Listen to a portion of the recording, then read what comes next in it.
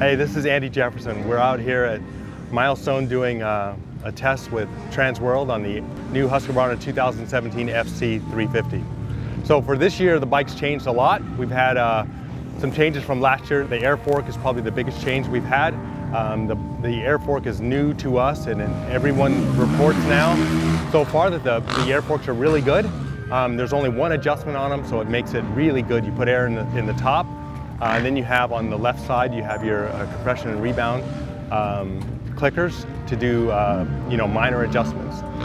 From there, we've made some changes with the top triple clamp. A couple other changes to the head stays on the bike. They're aluminum now instead of steel like last year, so it gives the bike a little bit more flexibility. So for 2017, we also have traction control. It's a new switch we have that has the traction control and the map switch all in one.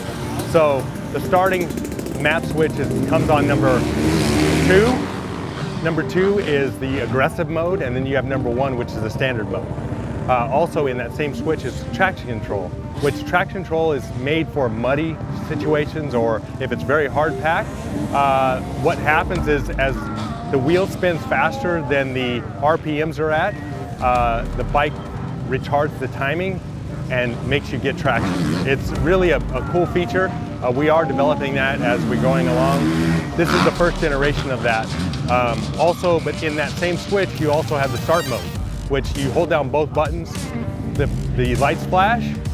All you do then is at the starting line, you rev the bike wide open and take off.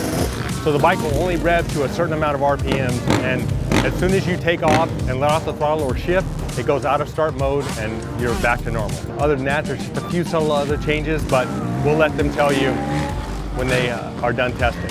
What's up, TransWorld? I'm Paul Parabinos. I'm out here at Milestone on a triple-digit day here to ride the 2017 Husqvarna FC350.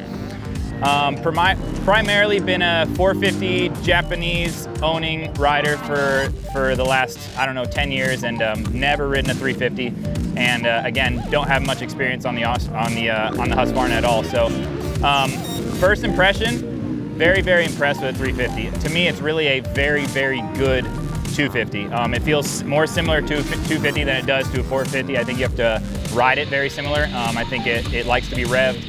It feels very light, turns very well. You don't get some of the negatives that some people think about a 450 as far as being very big and very bulky and heavy. But again, power-wise, rev the hell out of it. It loves to be revved.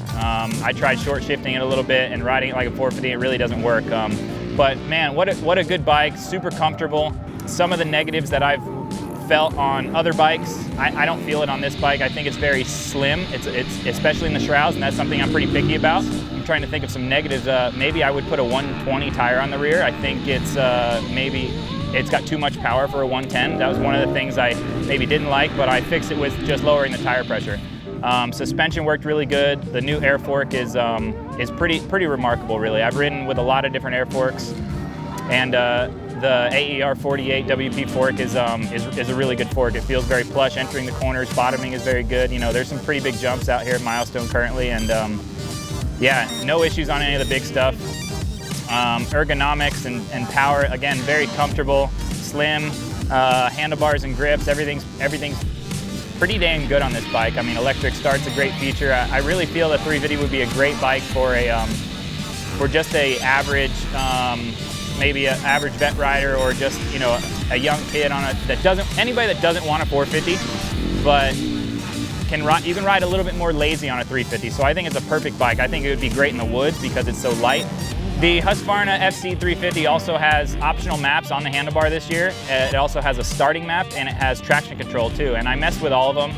I prefer to ride it in the regular map, and then when you put traction control on top of either map, it essentially senses when revs are building, and it'll retard timing a little bit to give you more traction. So to me, I don't feel it's a huge difference, but I think it would be a really big advantage to a less experienced rider. I've been riding my entire life. I've raced professional. I've ridden for a very long time. So I don't feel traction control for me is needed because it's not a huge change. Like when people are, if you're thinking about traction control, it's not like you get into the corner and you just pin it. So it's a little change, but I can see that being a huge advantage for an average rider. The features that come on this bike, you know, electric start, hydraulic clutch, the optional maps on the handlebar, the starting map, it's really, I mean, how can you go wrong by getting a Husky? I really think they've done a good job.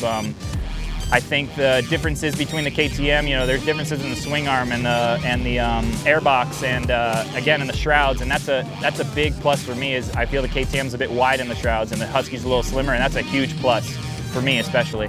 I love the Pro Taper bars. Obviously, I work at Pro Taper, yeah, it's a really good bike. Had such a fun time riding it. I really want to thank TransWorld and all the Husky guys for letting me come out here and test. And great bike. Go to your dealership and get one.